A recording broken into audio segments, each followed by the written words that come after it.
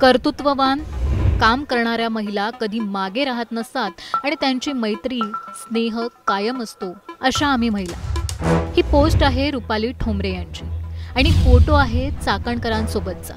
आत्ताच नाही 3 वर्ष जुना आहे, पण यांच्यातील एवढ्या घनिष्ठ मैत्रीत दरी केव्हा निर्माण झाली? चाकणकर आणि ठोंबरे यांच्यातील नेमका वाद काय? रुपाली वर्सेस रुपाली हे चित्र माध्यमांपुढे का उभं राहिलंय? रुपाली ठोंबरे यांची पक्षातील भूमिका काय आहे? रुपाली ठोंबरे यांचं शिक्षण काय आणि राजकीय जीवनाला त्यांनी कधी सुरुवात केली हे सर्व या व्हिडिओतून जाणून घेणार आहोत। त्यामुळे हा व्हिडिओ शेवटपर्यंत नक्की पहा आणि टाइम्स नाऊ मराठीच्या सर्व माध्यमांना सबस्क्राइब आणि फॉलो करायला विसरू नका।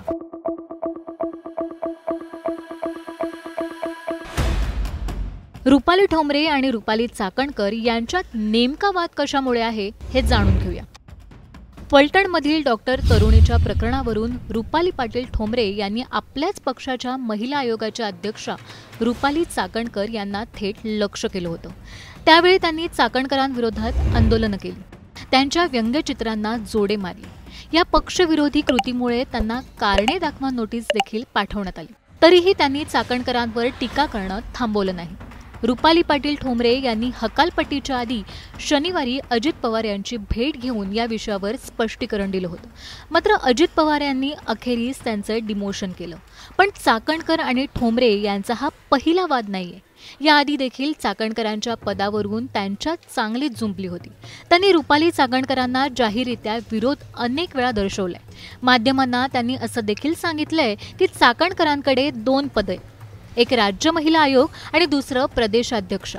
माझं एक मत होतं की एक पद त्यांच्याकडे ठेवा आणि प्रदेशाध्यक्ष पदावर राष्ट्रवादी काँग्रेस पक्षामध्ये अनेक ज्येष्ठ महिला आहेत ज्या फार पूर्वीपासून काम करतात, त्यांना तुम्ही संधी द्या। त्यामुळे चाकणकर आणि ठोंबरे यांच्यात अनेक विषयांवरून मतभेद आहेत। पण रुपाली चाकणकरांना थेट आव्हान देणाऱ्या या रुपाली ठोंबरे आहेत तरी कोण आणि त्यांचं राजकीय नेतृत्व काय आहे तेही पाहूया। 10 ऑक्टोबर 1981 रोजी पुण्यात ॲडव्होकेट चंद्रशेखर पाटील आणि नंदा चंद्रशेखर पाटील यांच्या घरी रुपाली पाटील यांचा जन्म झाला। त्यांचे वडील आणि काका दोघेही प्रसिद्ध वकील होते, त्यामुळे त्यांच्या घराचा राजकारणाशी काहीही संबंध नव्हता। रुपाली लहानपणापासूनच हुशार आणि खेळाडू वृत्तीच्या होत्या। त्या राष्ट्रीय व्हॉलीबॉल खेळाडू आहेत। महाविद्यालयीन काळात त्यांनी अनेक स्पर्धांमध्ये भाग घेतला आणि त्यासाठी देशभर प्रवासही केला। 2006 साली अशाच एका स्पर्धेसाठी बाहेरगावी गेले असताना त्यांनी मनसे पक्षप्रमुख राज ठाकरे यांचं भाषण ऐकलं। त्या सभेतून त्यांना वेगळे विचार करण्याची प्रेरणा मिळाली। महिलांना फक्त साडी हळदी कुंकू देऊन पाठवण्यापेक्षा नेतृत्व करण्याची संधी राज ठाकरे महिलांना देत होते, हे त्यांना भावलं आणि तिथूनच रुपालींचा राजकारणातला प्रवास सुरू झाला। घरातून थोडा विरोध झाला, पण त्यांच्या निर्णयामुळे शेवटी दोन्ही कुटुंबाचा पाठिंबा मिळाला। त्यांनी अनेक आंदोलनात भाग घेतला। 2008 मध्ये भारती विद्यापीठात LLB शिकत असताना महाविद्यालयाने विद्यार्थ्यांकडून डोनेशन घेतल्याचा निषेध त्यांनी नोंदवला। त्यासाठी त्यांनी आंदोलनही केलं। मनसेच्या परप्रांतीय विरोधी आंदोलनातही त्या सक्रिय होत्या आणि त्यावेळी त्यांना 9 दिवसांची अटकही झाली होती। घरातून बोलणी ऐकावी लागली, पण समाजाने त्यांना मान दिला। लोकांच्या पाठिंब्यामुळे त्यांचा समाजसेवेचा जोश वाढला। त्यांच्या या कार्यामुळे कुटुंबाला वाटू लागलं की त्या लग्नही करणार नाहीत। पण डिसेंबर 2009 मध्ये त्यांनी ॲडव्होकेट विजयसिंह ठोंबरे यांच्याशी विवाह केला। त्यानंतर त्या रुपाली पाटील ठोंबरे म्हणून ओळखल्या जाऊ लागल्या। एका मुलाखतीत त्या हसत हसत म्हणाल्या होत्या की नवरा वकील असल्याचा फायदा म्हणजे मी आंदोलनात अडकले की माझा घरचा वकील मला लगेच सोडवायला येतो, त्यामुळे फीही वाचते आणि वेळही। रुपाली पाटील ठोंबरे यांनी महानगरपालिकेच्या कर्मचाऱ्यांना न्याय मिळवून देण्यासाठी आणि विद्यार्थ्यांच्या हक्कांसाठी लढा दिला। 2019च्या विधानसभा निवडणुकीत मनसेने प्रचार उशिरा सुरू केल्याने अपेक्षित यश मिळालं नाही।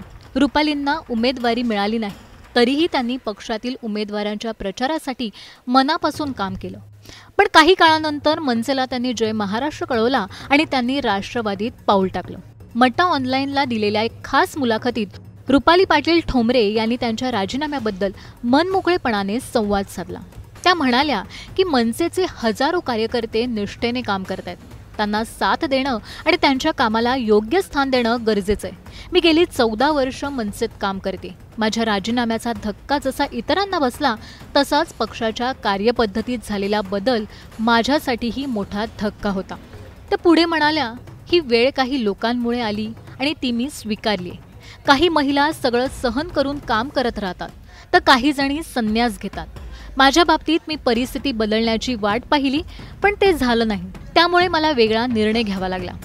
14 वर्षांचा प्रवास छोटा नाही. काळजावर दगड ठेवून मी हा निर्णय घेतलाय. त्यानंतर त्यांनी राष्ट्रवादीत प्रवेश घेतला.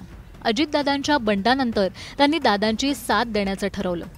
पक्षाच्या प्रवक्तेपदाची धुरा त्यांनी सांभाळली आणि त्यांना आज त्याच प्रवक्तेपदावरून हटवण्यात आले. पण सुषमा अंधारेंनी त्यांना थेट ऑफर दिली. पक्षासाठी वर्षानुवर्ष लढणाऱ्या या कार्यकर्त्या आज स्वतःच पक्षाच्या निर्णयावर प्रश्नचिन्ह उभं करतात. एका बाजूला पदावरून हकालपट्टी, तर दुसऱ्या बाजूला सुषमा अंधारेंची ऑफर. आता सगळ्यांच्या मनात एकच प्रश्न निर्माण झालाय, रुपाली ठोंबरे पुढचं पाऊल कुठे टाकणार? तर सुषमा अंधारेंच्या ऑफरला होकार देणार की पुन्हा एकदा स्वतःचा स्वतंत्र राजकीय मार्ग तयार करणार? उत्तर काही असो, पण एक गोष्ट नक्की, रुपाली ठोंबरे यांचं नाव पुन्हा एकदा महाराष्ट्राच्या राजकारणात चर्चेच्या केंद्रस्थानी आले. Bureau report, times now Marathi.